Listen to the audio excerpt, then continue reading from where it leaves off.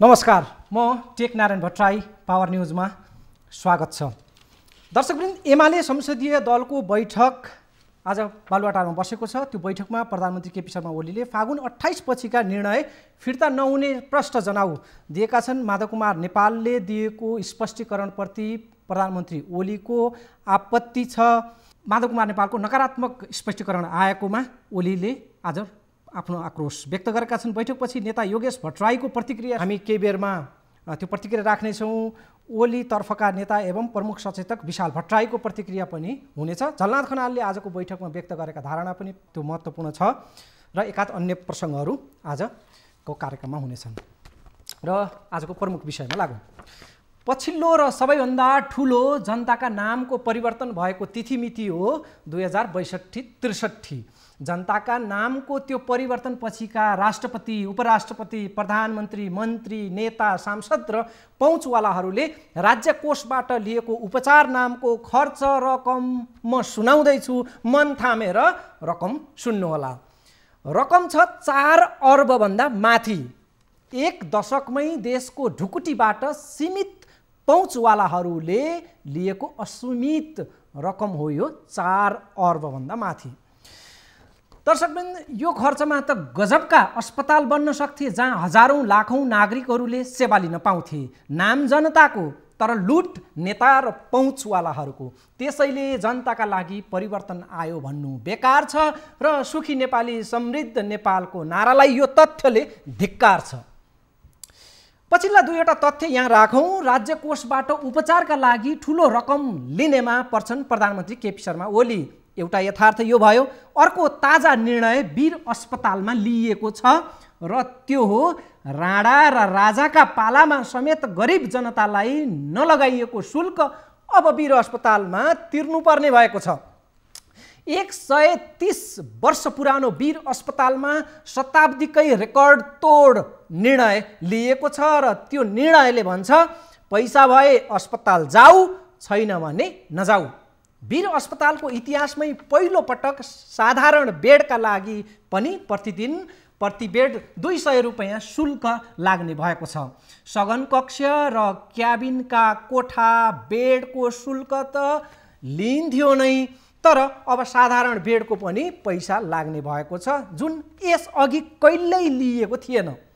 पैसा नहुने जनताले पनि स्वास्थ्य उपचार पाउनुपर्छ भनेर निरङ्कुश र कठोर मानिएको राणा र राजाहरूका शासनकालमा समेत जनकल्याणको हेतु खोलिएको र चल्दै आएको देशकै जेठो अस्पतालमा अब पैसा नहुने बिरामीका लागि ढोका बन्द भएको छ।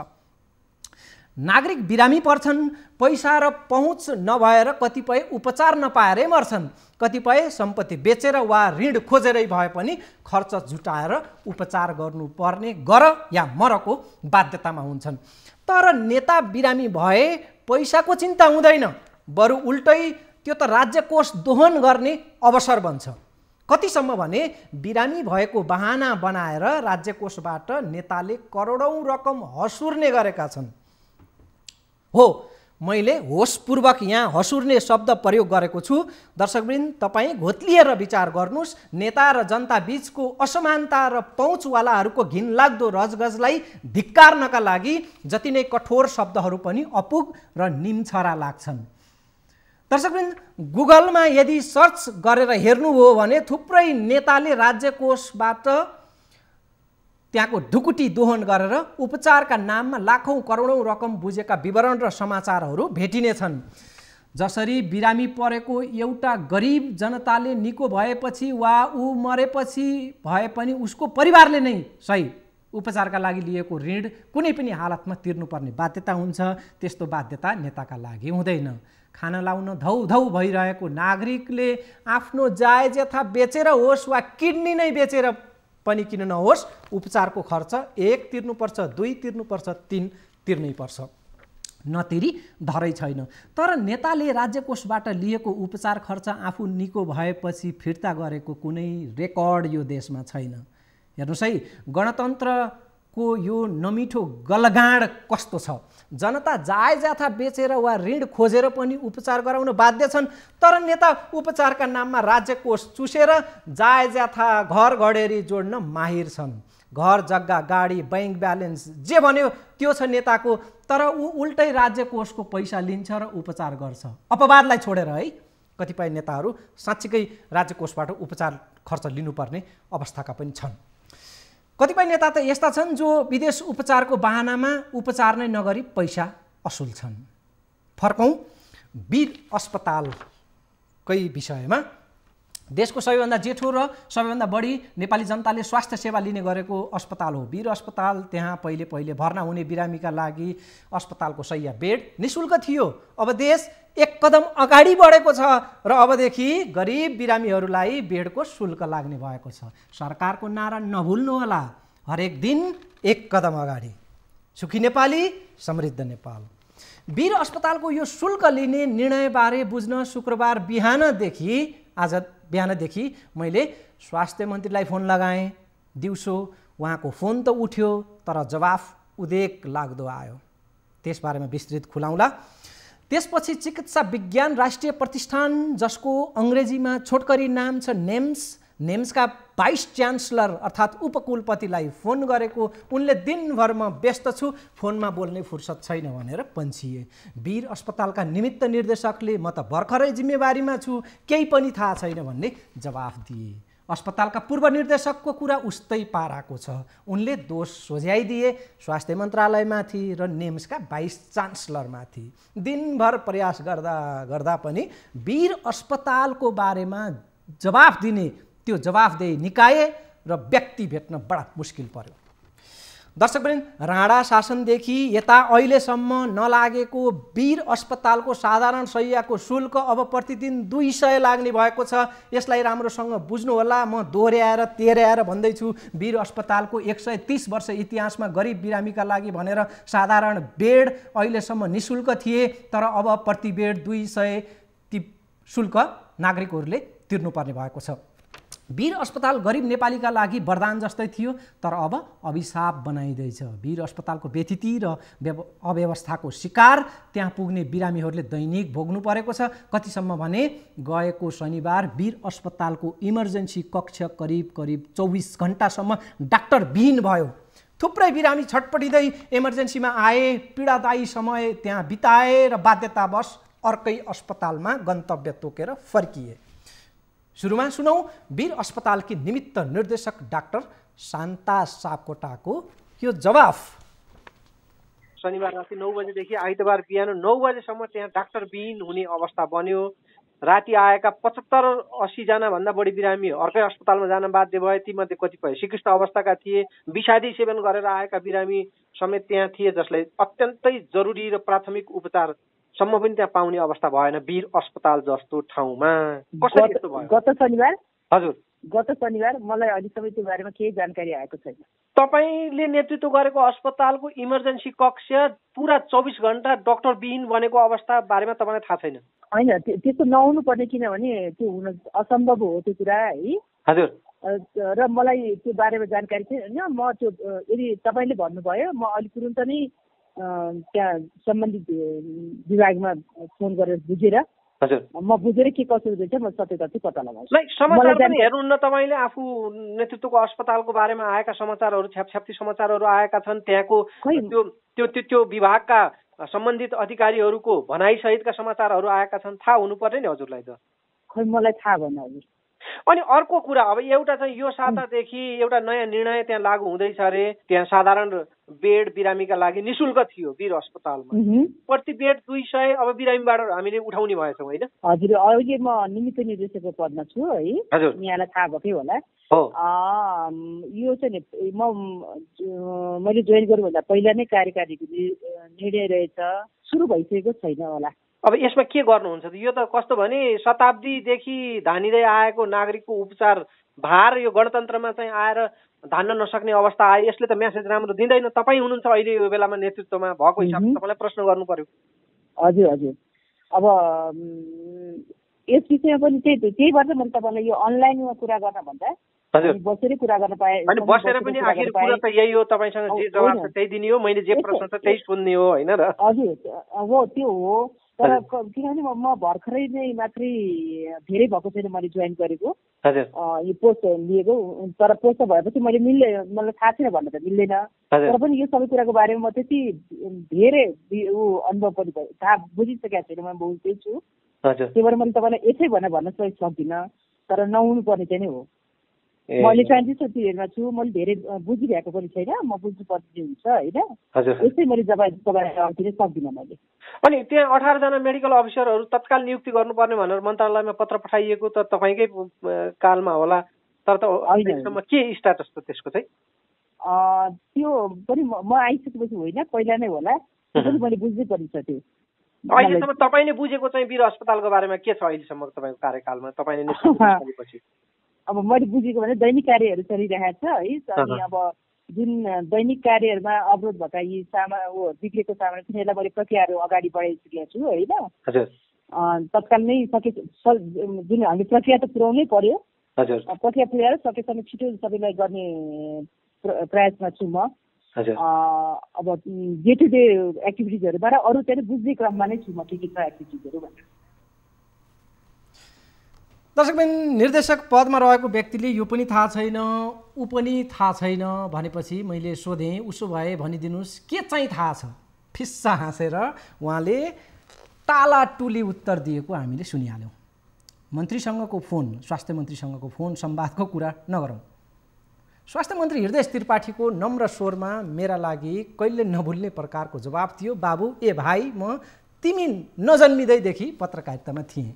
मैले उहाँलाई भने, ठिक छ मान्यज्यू, अहिलेका लागि हजुर स्वास्थ्य मन्त्री हुनुहुन्छ, त्यसैले मेरो एकाध जिज्ञासा छन् तपाईँलाई, जुन तपाईँसँग सम्बन्धित छन्, र अन्त कतैबाट जवाफ नपाएपछि हजुरसँगै सोध्नुपर्ने भयो मन्त्रीज्यू भनेपछि मैले मन्त्रीज्यूलाई यो प्रकारले बिन्ती लगाएँ। त्यसपछि मन्त्री त्रिपाठीले दिएको जवाफ नरम मिजाजकै थियो, तर जवाफदेहिताबाट भाग्ने र फोन काट्ने स्थितिमा हाम्रो कुराकानी अल्पत्रै अवस्थामा टुङ्गियो।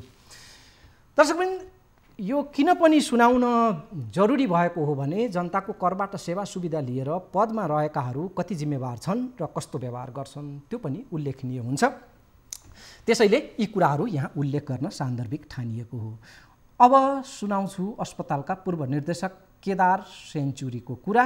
200 रुपियाँ असुल्ने भन्दा पनि कस्तो भने नि, अब बेड चार्ज चाहिँ अब नलाइकन चाहिँ भएन, बेड चार्ज त छँदै थियो तर चाहिँ त्यो लागू गरेको थिएन। अब मन्त्रालयले पनि पैसा निकासा नदिने, त्यो अस्ति छलफल गरेर 20% चाहिँ फ्री गर्ने बेड अनि 80% बेडमा चाहिँ चार्ज लाउने भन्ने कुरा। किनभने अब प्रायः सबै हस्पिटलमा त्यस्तै छ नि, पीजीमा पनि 10% बेड मात्रै फ्री छ, अरू चाहिँ पैसा नै दिन्छ, होइन?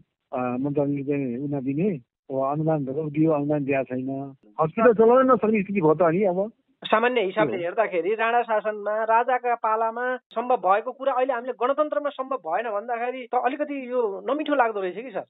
गणतन्त्रमा नहुने भन्ने कुरा होइन, तर के छ भने अब हस्पिटल पनि सस्टेन गर्नु पर्यो नि। मन्त्रालयले भनौँ न, यहाँ तलब सुविधा दिनै गाह्रो भइरहेको छ, तलबै खुवाउनु गाह्रो भइरहेको थियो, त्यो स्थिति भइरहेको छ, तपाईँ देखिरहनु छ। अब बल्ल बल्ल त्यो कोभिडको टाइममा 3 महिनाको लागि तलब दियो, बाँकी 9 महिना के गरी गर्ने? तर सर फेरि सिक्काको अर्को पाटो, यही देशमा एउटै नेताका लागि करोडौं खर्च नेपाल सरकारको कुरा हो त्यो, होइन? तपाईँहरूले पनि त्यसमा त सवाल गर्नु पर्यो। तपाईँलाई यसरी प्रश्नहरू हामीमाथि सोधिन्छन्, त्यस भएर यो अलिकति नीतिगत रूपमा ठिक भएन, यो चाहिँ राम्रो सन्देश जाँदैन भनेर तपाईँहरूले पनि भन्नु पर्थ्यो, स्ट्यान्ड त तपाईँहरूले लिनु पर्थ्यो नि त, होइन सर? अब त्यो त डिफेन्स हामीले मन्त्रालयसँग सहयोग मागेकै हो। अब बिलको लागि 3 महिनाको दियो, बाँकी 9 महिना त हाम्रो त गाह्रो भयो। हजुर, यहाँको चाहिँ आन्दोलनले सस्ती गर्नै नसक्नु भयो। प्रस्तावहरू चाहिँ सबै स्वीकृत हुने चाहिँ न्यासबाट हो, न्यासको भिसीसँग कुरा गर्नु होला नि त, किन तपाईँले त्यो गर्नुभयो भनेर। हजुर, अब सम्पूर्ण अधिकार त अहिले भिसी कहाँ छ त? अब के अरे डाइरेक्टरले पनि अधिकार खास छैन, अनि उहाँकै प्रस्ताव हो त्यो गर्नुपर्छ भनेर। दर्शकबिन, सुनिहाल्यौँ, अस्पताल चलाउने खर्च नभएपछि के गरौँ त? स्वास्थ्य मन्त्रालयले बजेट दिँदैन, जनताबाट पैसा नअसुल्ने हो भने अस्पताल चलाउन धौधौ छ भनेपछि कुरा त क्लियर नै छ।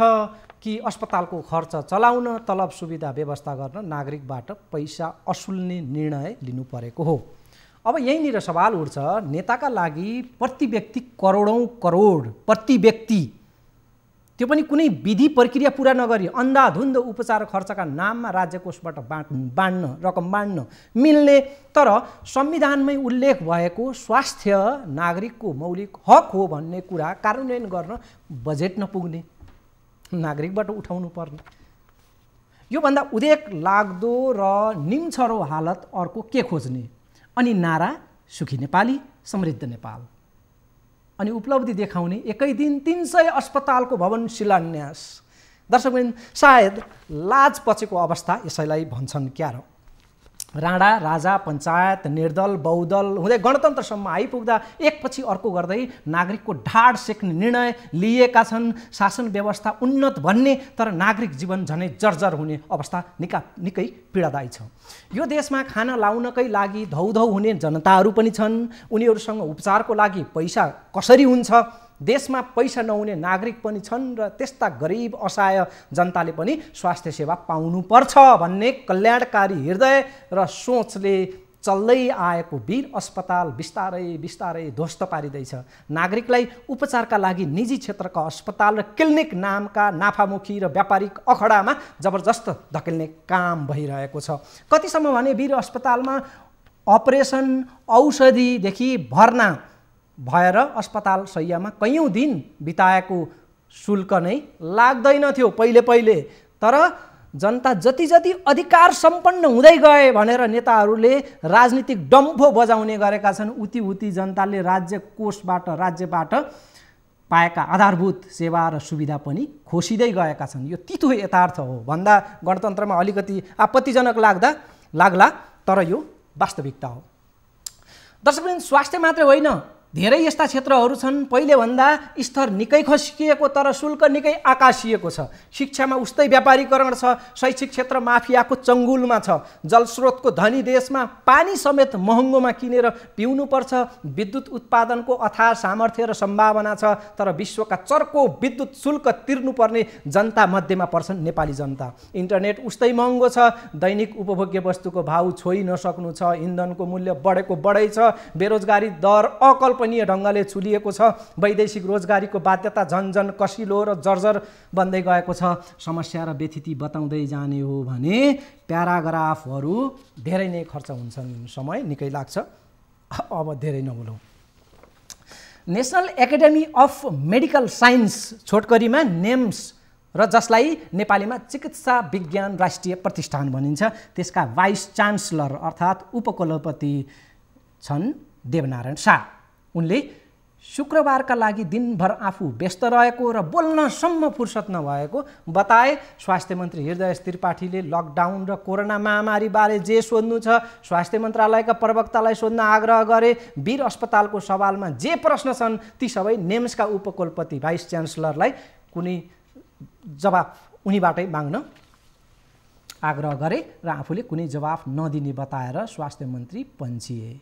मन्त्रीको संक्षिप्त प्रतिक्रिया थियो, वीर अस्पतालमा 200 रुपैयाँ बेडको शुल्क लिने निर्णय भयो रे भन्ने मैले पनि सुनेको छु। यसबारेमा मैले पनि भिसीसँगै आज बुझ्ने योजनामा छु।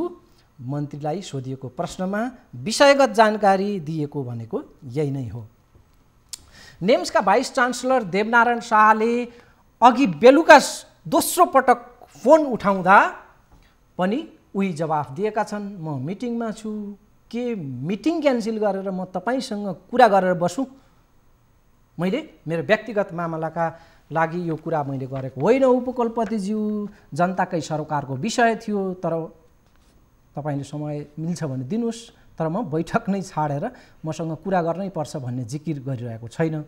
मिल्छ भने तपाईलाई नै सोध्नुपर्ने केही प्रश्नहरू थिए भन्दै यति कुरा राख्दै थिएँ। त्यति भन्दा नभन्दै उताबाट फोन काटियो। यो अवस्था मैले बताउनु पर्ने भएर बताएको, नत्र भने यी फोनका काटकुटका विषय बताउनु पर्ने थिएन। ठिकै छ, अर्को अङ्कमा सम्भव भएछ भने यसबारे मन्त्री र उपकुलपतिको प्रतिक्रियाको प्रयास हामीले गरौँला। गरिबका लागि पनि उचित व्यवस्था गरिएको भन्दै सामाजिक सेवा इकाइबाट सिफारिस भएका बिरामीहरूले निःशुल्क सेवा पाउने अस्पतालको भनाइ छ। तर कागजातको प्रक्रिया मिलाउन गरिब जनतालाई अनेक व्यावहारिक कठिनाइहरू छन्। त्यो झन्झट लिनुभन्दा रोग पालेरै बस्ने वा अन्यत्रै महँगोमै भए पनि उपचार गर्ने बाध्यताको निर्णयमा गरिब नागरिकहरू पुग्छन्। बाध्यता उनीहरूको त्यस्तो आइलाग्छ। स्वास्थ्य क्षेत्रमा बढ्दो नाफामुखी होडले वीर अस्पताल जस्ता जनताका अस्पताल नियत बस्ने कमजोर पार्ने प्रयास पनि हुने गरेका छन्। सरकारले भएका सरकारी अस्पतालको सेवा चुस्त दुरुस्त पार्न चासो दिएको छैन, बरु निजी क्षेत्रका नाफामुखी र विवादास्पद मेडिकल कलेज र अस्पतालहरूका ती मञ्चहरूमा प्रधानमन्त्री केपी शर्मा ओली स्वयंको निकै लगाव देखिएको छ। वीर अस्पतालमा हाल 427 बेड सञ्चालनमा छन्। अस्पतालको शैय्या थप गर्नेदेखि सेवा र जनशक्ति विस्तार गर्नेमा सरकारले कुनै पहल लिएको देखिँदैन। अहिले वीर अस्पतालमा दैनिक 40 देखि 50 जना बिरामी भर्ना हुन्छन्। प्रतिदिन ओपिडीमा झन्डै 2000 र इमर्जेन्सीमा 100 जनाले सेवा लिने गरेका छन्। अस्पतालको सेवा प्रभावकारी हुने हो भने कैयौँ गुणा बढी बिरामीहरूले लाभ लिन सक्ने थिए। वीर अस्पताल यस्तो एउटा अस्पताल हो त्यहाँको मात्रै पनि सेवा प्रभावकारी बनाउन सक्ने हो भने समग्र देशको स्वास्थ्य सेवाको प्रभावकारितामा त्यो सूचकाङ्कमा नै सकारात्मक प्रभाव पर्नेछ। तर कसलाई चासो? वीर अस्पतालको तथ्याङ्क अनुसार त्यहाँबाट सेवा लिनेहरूमा 80% गरिब तथा विपन्न वर्गका नागरिकहरू छन्। यो तथ्याङ्कले पनि बताउँछ कि वीर अस्पतालको उपचार किन निःशुल्क गर्न जरुरी छ र विपन्न जनतासँग यो अस्पताल कति सघन रूपमा जोडिएको छ। वीर अस्पतालमा शल्यक्रिया शुल्क पनि बढाइएको छ। अहिले 5000 पहिले 5000 रहेको युरो शल्यक्रिया अहिले 7000 पुगेको छ। अन्य धेरै सेवाहरूमा शुल्क वृद्धि गरिएको छ। शुल्क बढाउन जति जोड गरिएको छ सेवा प्रभावकारितामा भने पटक्कै ध्यान पुगेको छैन। वीर अस्पतालको सिटी स्क्यान बिग्रिएको छ। धेरै समय भइसक्यो। दैनिक 50 जनाको परीक्षण गर्ने सिटी स्क्यान बिग्रिएपछि बिरामी महँगो शुल्क तिरेर निजीमा जान बाध्य भएका छन्। सिटी स्क्यान मात्रै होइन, वीर अस्पतालका अधिकांश उपकरणहरू बिग्रिएका छन्, मर्मत भएको छैन। नयाँ खरिदको प्रक्रिया पनि अस्तव्यस्त छ। दर्शकवृन्द, कसले राज्य कोषबाट कति बुझेका छन् त्यसको विवरण पनि हामीले उतारेका छौँ। यो देशमा नेताहरू कसले कति विशिष्ट व्यक्तिहरू कोले कति बुझेका छन् राज्य कोषबाट त्यसको फेरिस्त हामीले यहाँहरूलाई प्रस्तुत गरेछौँ। त्यो विवरणसहित अन्य प्रसङ्गमा पनि हामी जानेछौँ। तर त्योभन्दा अगाडि एउटा छोटो विश्राम।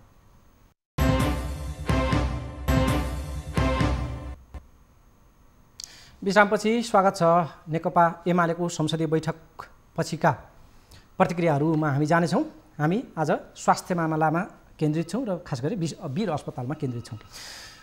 दर्शकवृन्द, उपचारका लागि राज्य कोषबाट सबैभन्दा बढी रकम लिनेमा पूर्व प्रधानमन्त्री तथा काङ्ग्रेसका पूर्व सभापति दिवंगत सुशील कोइराला र हालका प्रधानमन्त्री केपी शर्मा ओली पर्छन्। दुईजनाको सबैभन्दा बढी भार छ, उपचार भार। कोइरालाले 9 पटक गरेर झन्डै 2 करोड राज्य कोषबाट उपचार खर्च लिएका छन्। प्रधानमन्त्री तथा नेकपा एमालेका अध्यक्ष केपी शर्मा ओलीले लिएको उपचार खर्च 2073 सालमै अर्थ मन्त्रालयको रेकर्डमा 1 करोड 26 लाख उल्लेख थियो। 73 सालको 73 साल यता प्रधानमन्त्री केपी शर्मा ओली पटक पटक सिङ्गापुर उपचारका लागि गएका छन् भने पछिल्लो उनको मृगौला प्रत्यारोपण भने नेपालमै गराइएको थियो। ती खर्च सहितको यकिन तथ्याङ्क सार्वजनिक गरिएको छैन, त्यो उल्लेख आँकडामा छैन। पूर्व राष्ट्रपति डाक्टर रामवरण यादवले झन्डै 1.5 करोड देशको ढुकुटी उपचारका लागि लिएका छन्। उनी अमेरिका र भारतमा पुगेर उपचार गराएका थिए। विशिष्टको उपचार खर्च मात्रै होइन, सँगै जानेहरूको टोलीकै लागि राज्य कोषबाट खर्च हुने गरेको छ। जस्तो कि रामवरण यादव अमेरिका जाँदा उनीसँगै गएकाहरूको आते जाते हवाई भाडा, रहने बस्ने होटल खर्च लगायत अनेक शीर्षकमा खर्च भएको थियो। यादव उपचारकै लागि जापान पनि गएका थिए। काङ्ग्रेस नेत्री सुजाता कोइराला आफ्नै खर्चमा उपचार गर्न सक्ने नेत्रीमा पर्छिन्। तर उनले 50 लाख बढी रकम देशको ढुकुटी लिएकी छन्। नैतिकता र न्यूनतम मानवीय मूल्य मान्यताको प्रश्न यहीँनिर उठ्छ कि सुजाता कोइराला जस्ता सम्पन्नका लागि राज्यको ढुकुटी जुट्छ, तर विपन्न नागरिकका लागि नागरिकहरू उपचार नपाएर ज्यान गुमाउन बाध्य छन्। वीर अस्पतालको अपरेटिङ कस्टसम्म धान्न राज्य कोषबाट बजेट निकासा हुँदैन। पूर्व प्रधान न्यायाधीश रामकुमार शाहले 80 लाख लिएका छन् भने राज्य कोषबाट उपचारका नाममा नेकपा माओवादी केन्द्रका नेता नारायण काजी श्रेष्ठले 38 लाख बुझेका छन्। कसले? नारायण काजी श्रेष्ठले, जसले आफूलाई सादगी सन्त नेताको रूपमा चिनाउन बडा प्रयास गर्छन्। पूर्व परराष्ट्र मन्त्री स्वर्गीय साना प्रधानका नाममा 13 लाख निकासा भएको छ। राज्य कोषबाट उपचार खर्च लिनेको लिस्ट निकै लामो छ। पूर्व गृह राज्य मन्त्री देवेन्द्रराज कँडेलले झन्डै 16 लाख लिएका छन्। कँडेल नवलपरासीका जमिनदार कहलिन्छन् र उनको भारतमा पनि कैयौँ सम्पत्ति छ। पूर्व परराष्ट्र मन्त्री चक्रप्रसाद वास्तोलाको उपचारमा 50 लाख, पूर्व पूर्व उपराष्ट्रपति परमानन्द झाले 9 लाख, शाही मन्त्री परिषदका उपाध्यक्ष तुलसी गिरीले 20 लाख, पूर्व प्रधानमन्त्री लोकेन्द्र बहादुर चन्दले 5 लाख लिएका रेकर्डमा देखिन्छ। पहिलो संविधान सभाकी उपाध्यक्ष पूर्णकुमारी सुवेदीको छोराका लागि 40 लाख, पूर्व सांसद रामनाथ ढकालको लागि 17 लाख रेकर्डमा छ। भ्रष्टाचार आरोपमा जेल भोगेका खुमबहादुर खड्काले 20 लाख, पूर्व गृहमन्त्री गोविन्दराज जोशीले 28 लाख बुझेका रेकर्ड देखिन्छ। भ्रष्टाचार ठहरिएकाहरूले पनि उपचार खर्च राज्यबाट लिएका छन्। राष्ट्रिय जीवनका महत्त्वपूर्ण व्यक्ति र विपन्न नागरिकका लागि उपचार खर्च तथा आर्थिक सहायता उपलब्ध गराउने कार्यविधि छ। जनताका लागि नियम, प्रक्रिया, कागजात र कार्यविधि अनिवार्य लागू हुन्छ, तर ठुला बडा नेताहरूका लागि अन्धाधुन्ध बजेट बाँडिन्छ। विपन्न नागरिकलाई 8वटा रोगको मात्रै उपचारका लागि खर्च सहुलियतको निर्णय छ, त्यस प्रकारले दिइन्छ 8वटामा, तर राष्ट्रिय जीवनका विशिष्ट व्यक्तिहरूका लागि, ठुला बडाहरूका लागि भने 12वटा रोगको उपचारका लागि खर्च दिने व्यवस्था छ। यो पनि विभेद छ। त्यसमा पनि नागरिकलाई दिने सहुलियतमा निकै झन्झट र बाधाहरू छन्, जसका कारण नागरिकहरूले त्यो सेवा लिन सकिरहेका छैनन्। र दर्शकबिन, यी उल्लेख गरिएका विवरण, हामीले नाम पिच्छे जुन विवरणहरू रकमहरू उल्लेख गर्यौँ, यी चाहिँ अर्थ मन्त्रालयमा रेकर्डमा रहेका विवरण मध्येका हुन्। उल्लेख नभएको र सार्वजनिक गर्न आनाकानी गरिएको विवरणहरूको हिसाब किताब छैन। पछिल्ला वर्ष मन्त्रीहरूको सम्पत्ति विवरण सार्वजनिक हुन छाडेको छ। उपचार खर्चको रेकर्ड पनि सार्वजनिक गर्न हम्मे छ अहिले। त्यसैले पछिल्लो समय बाँडिएको उपचार खर्चका हिसाबका फेरिस्त यहाँ छुटेका छन्। ती समेत यदि उल्लेख गर्ने हो भने 4 अर्बबाट बढेर रकम निकै माथि जानेछ पक्का। अब नेकपा एमालेको संसदीय दलको बैठकको प्रसङ्गलाई यहाँनिर जोडौँ। आज नेकपा एमालेको संसदीय दलको बैठकपछि प्रतिक्रिया दिनेमा प्रमुख सचेतक विशाल भट्टराईको अभिव्यक्ति सुन्न लायक छ। त्यसपछि हामीले योगेश भट्टराईको पनि सुन्नेछौँ। विशाल भट्टराईको यो प्रतिक्रिया सुनौँ। वरिष्ठ नेता झलनाथ खनालले पनि त्यो विषय उठाउनु भएको थियो। उहाँले चाहिँ के भने हामी जेठ 2मा फर्किनुपर्छ, 75 साल जेठ 2मा भन्नुभएको थियो। त्यसको जवाबमा प्रधानमन्त्रीले के भन्नुभयो भने जेठ 2मै हामी फर्केको हो। जेठ 2 गते हाम्रो जुन 241 सदस्यीय केन्द्रीय कमिटी थियो, त्यही केन्द्रीय कमिटीमा हामीले साबिक माओवादी केन्द्रमा रहनुभएका नेताहरू 23 जना थपेर हामीले उहाँहरूको कुनै न कुनै हिसाबले व्यवस्थापन गर्नै पर्ने थियो।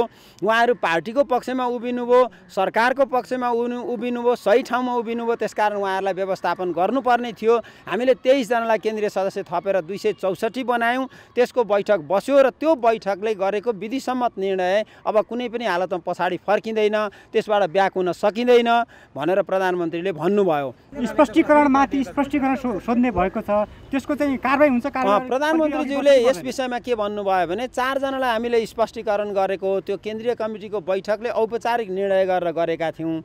अब पार्टीमा विधान विपरीत काम गर्ने र सडकहरूमा बसेर पार्टी अध्यक्षलाई हटाउने, दलको नेता हटाउने सम्मको काम तपाईहरुले गर्नुभयो, हामीले त कम्तीमा त्यति त गर्यौँ न नि त भन्दै प्रधानमन्त्रीले के भन्नु भने 4 जनाको 2 जनाको स्पष्टीकरण आएको छ, त्यो स्पष्टीकरण चाहिँ अत्यन्त नकारात्मक छ, त्यो कारबाहीको भागीदार छ, प्रधानमन्त्रीले भनेको शब्द त्यही नै हो र अरू बाँकी दुईजनाको त्यो कोणबाट नभइकन अत्यन्तै सकारात्मक कोणबाट र त्यो स्पष्टीकरणबाट चाहिँ पार्टीलाई एकडिका राख्न मद्दत पुगोस् त्यस्तो आशयका साथ स्पष्टीकरण आउने अपेक्षा गर्दछु भनेर पनि प्रधानमन्त्रीले भन्नुभएको छ। एका दुई व्यक्तिहरू यताउता हुने क्रम त आज मात्रै होइन नि, त्यो त सधैँ चलिरहेको कुरा हो। तपाईँ हामी सबैलाई थाहा छ, हाम्रो पार्टी मात्रै होइन सबैमा भइरहेको छ।